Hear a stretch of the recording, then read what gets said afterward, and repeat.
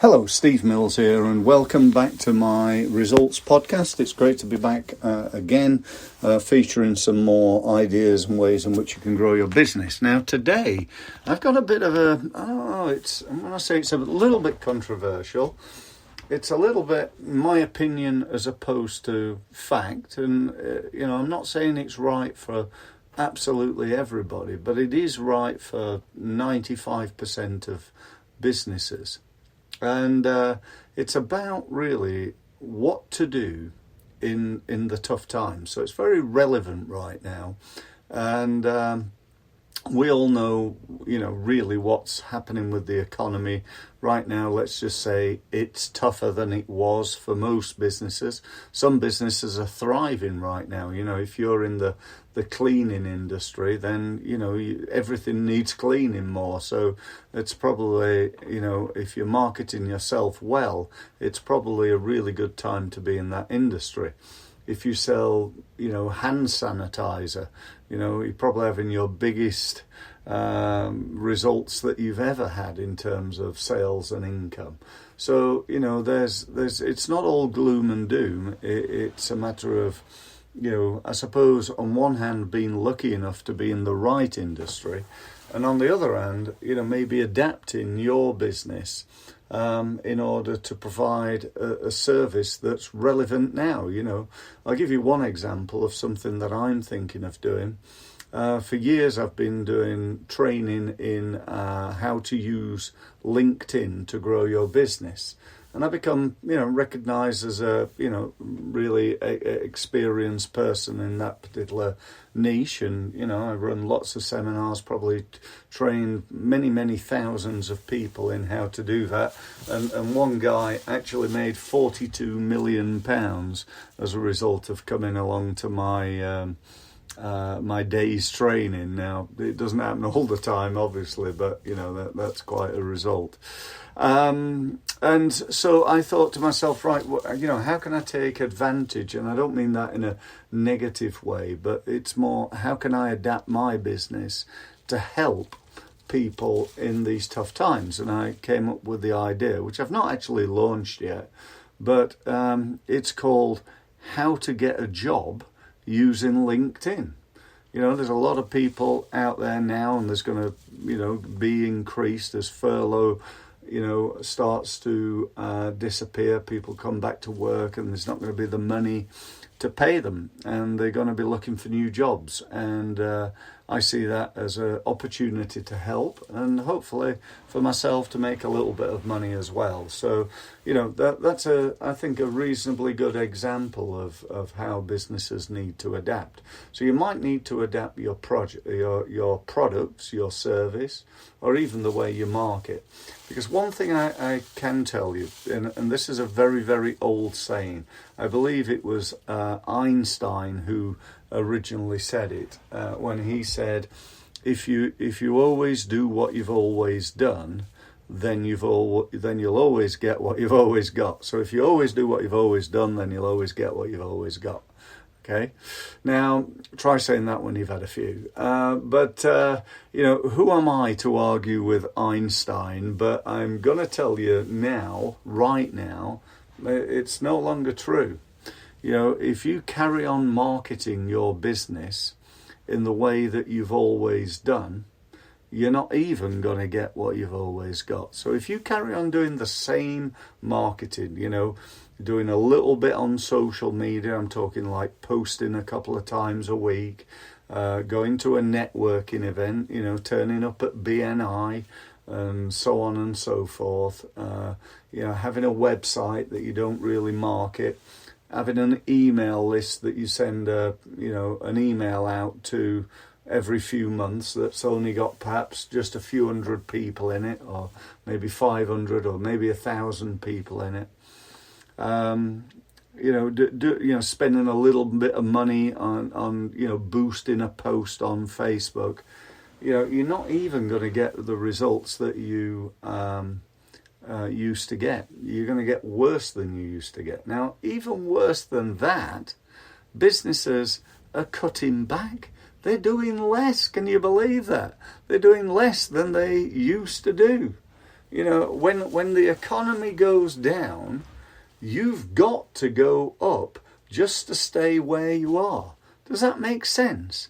I really hope it does to you, because it's an absolute fact. When the economy goes down, when times are tougher, you're in a recession, you know, when times are tough, you have to do more sales, you have to put more time, effort and money into sales and marketing just to stand still. Right, you know, and what most businesses are doing that I see right now is the absolute antithesis of that. They're doing the absolute opposite. They're thinking, oh, times are tough. Let's cut back on the very thing that's going to get us, enable us to survive these tough times. You know, if times are tough, that means one thing, and that is that some businesses are going to go bust. You know, there's not enough, that cake has shrank.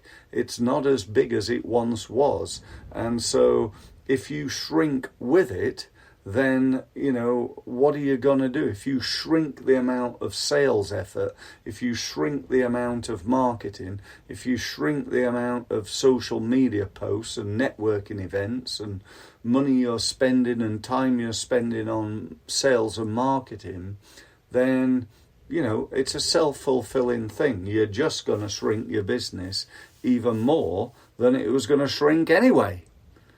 I'm really hoping I'm getting to you here, because, you know, I'm doing so for one reason, and that is to try and help you to save your business. Now, what you should be doing is really two things, I believe. One, you should be doing more. So if you're using social media, and I know many people are, then you should be doing more social media than you were doing before. You know, you should be putting more effort into social media. So instead of doing one post a day, or one post a week, as you know, some businesses do, you need to increase that. Now, if you increase it a little bit, is that going to make a difference? You know, instead of doing one post a week, you do 3 posts a week, you know, a 200% increase. Oh my God. That's going to make no difference whatsoever. I'm talking 5 to 10 posts per day on LinkedIn. You know, I do somewhere between 10 and 15 posts every day. And that's in normal times, not in, you know, when times are cut back. So I've got to do more. Now, that could be more emails, attending more networking events, giving out more leaflets, putting more effort into search engines, spending more money on paid advertising. All this is assuming it's working. You know, you might want to cut out the stuff that's crap and not actually winning any business for you. Why would you keep doing marketing that's not working? But if you've got marketing that you're putting £1 into and getting £10 back, now it might be that you're putting £1 into it now and only getting £5 back, but it's still profitable. So, you know, you need to think about what you're going to do in terms of doing more of that. Or, and this is the second key, improving the effectiveness of what you're doing. I remember going back many years, I had a client who was advertising on the back of a magazine. It was a full-colour, glossy back page advert, and they were spending £2,000 per month advertising. They've been doing that for 6 months, so they'd spent 12 grand on this advert, and it had produced 0 leads. Now, the headline on the advert was the name of the company. And I said to them, why are you doing that? And they said, well, it's all about brand awareness. We want to get people to know our company. I said, oh, really? I said, tell me, what is it your product does for people? They said, oh, it saves them about £800,000 a year in recycling costs. That's what they did. It saves them £800,000 a year in recycling. I said, well, why don't you put that instead of the name of the company? Long story short, within the next month, they got 2 leads, which turned into sales of I think it was 2.5 million each. Sorry, I've actually told you that wrong. They got 5 leads and 2 sales, which came to 2.5 million each. So £5 million worth of sales by just changing the headline. Now, that's not going to always happen. It could have been that I changed the headline and, sales went down. You don't always get it right in marketing. But my point being that, one of the things that you need to do is take a look at each and every element of your marketing and see if you can improve it, see if you can improve the results. So if you are going networking, whilst, I'm sometimes a little bit skeptical about networking. People go networking often because they enjoy networking, but they don't actually rarely win any business from it. And, when it comes to networking, it's just like any other marketing. You've got to get the return on investment. So, try to make sure that if you are going networking, you're quantifying, how much business have you won from BNI, from FSB, from 4 Networking, from any other networking, chambers of commerce, and so on and so forth. Is it profitable? How much time, money, and effort do you put into it? And don't come up with the excuse that, well, I do networking because it doesn't cost anything. Networking costs a fortune. It costs a fortune in your time, in travel, and if you're spending, I don't know, £15 a week on breakfast, just that's £60 a month, whatever that works out to per year.